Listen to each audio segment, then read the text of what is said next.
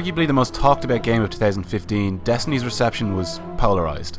Year 1 has been jokingly dubbed a paid beta test, which is alarmingly accurate. But truthfully, The Taken King is such a damn polished experience that it's frustratingly hard to care.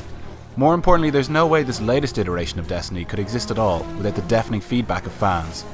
Destiny has always felt lacking in personality. Despite a lengthy cast, the tower's static NPCs rarely spouted anything of interest, and even more rarely with context. This could get interesting. Thankfully, Bungie have trimmed the fat with Taken King, bringing characters forward only when they serve the story, and as a result, the game has gained 2 traits it was in dire need of: story and stakes. And now this beast has come. The disconnect of both originally stemmed from vanilla Destiny's aimless musings about time and space, with the player's destiny feeling less like a call to adventure, and more stumbled upon greatness. Enemies were a means to make XP bars go up. Bosses were obstacles standing in the way of new gear. The campaign in both raids lacked agency thanks largely to our guardians, who are effectively mute, charmless drones void of charisma or character. Enter Nathan Fillion. Get your rock off my map. An actor with space fiction leading man bolded at the top of his CV.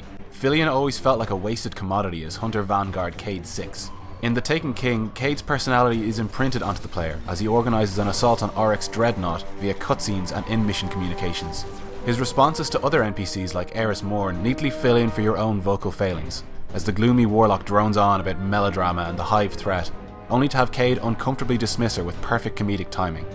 It's hard to tell if our standards were lowered thanks to Destiny's bleak, humourless first year, but The Taken King is damn funny. It's malfunctioning. Did you break my stealth drive? Through the new campaign, Oryx himself earns the player's bloodlust, becoming a villain you'll actively want to put in the ground yourself as you explore the Dreadnought, an enormous space house he stole from the nightmares of H.P. Lovecraft and parked beside Saturn. Side missions are frequent and lengthy. Even after the main campaign draws to a close, replaying missions often nets different character dialogue, which puts a serious dent in the game's still prevalent grind.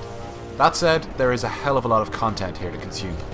Story aside, the latest update brings a heap of core changes to Destiny. 3 new elements round out the previously absent talents for each class.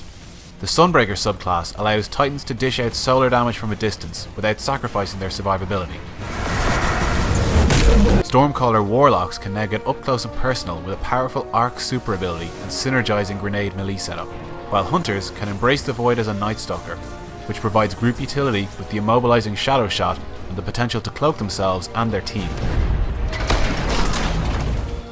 Weapon rerolls are out, but equipable swords are in. Available with a little work, the legendary heavy weapons are incredibly fun in both PvE and PvP, thanks to the new block skill, and to the dedicated few weapon-specific abilities. Ascension is out, but Infusion is in, allowing players to consume high-end gear and bolster their favourite weapons and armour. This allows for more tailored loadouts that harbour the personal attachment Bungie always wanted. The ever-convoluted light system has been completely overhauled and emerges complex but comprehensive. Armour, weaponry, ghosts and class items all sport a light stat, the total of which dictate how much damage you'll deal and receive. Basically, this means if your sniper rifle lacks punch, you can boost those numbers by equipping a high-level chest piece. The result is an ever-improving Guardian, as each and every increase to your toolkit directly affects your power and creates a satisfying sense of progress. Rift. Alpha Team. Taken King's hefty price tag of €40 can easily be justified when you break it in half and consider its competitive multiplayer, the Crucible, which has been expanded with 4 additional game types and 8 shiny new maps. Elimination mimics Trials of Osiris, minus gear dependency but with added matchmaking. Rift is a frantic capture the flag variant. Zone Control takes the existing control mode and removes kill scores, putting the focus on team play. And the much anticipated Mayhem drastically reduces ability cooldowns to unabashedly earn its chaotic namesake. The maps are all excellent, with interesting layouts and locales.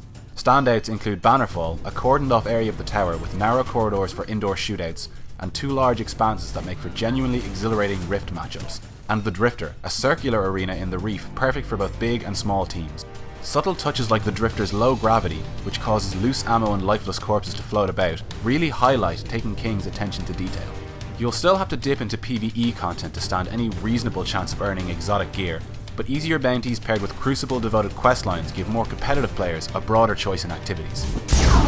Double down! Kingsfall, Taken King's Raid, was released 3 days after the DLC's launch, and thankfully it blends all the winning traits from previous raids, the Vault of Glass and Crota's End, Without spoiling anything, these fights are more than a test of your ammo capacity, favouring tactics and skill over massive enemy health pools. We've only cleared a few encounters so far, but the sense of progress as our fire team solves environmental puzzles and deciphers enemy tactics is intoxicating. Bungie's self-hype for its latest DLC bordered on Peter Molyneux-esque, blowing their own horn in a few different senses. Thankfully, every word was true. If anything, the sheer volume of stuff to do here was downplayed. The Taken King will appeal to both Destiny devotees and sheepish returning players, as well as fresh-faced newbies of both the casual and hardcore persuasion. This is the game we were promised a long time ago, and somehow the wait was worth it. Swallow any bitterness you might cling to, and finally become legend.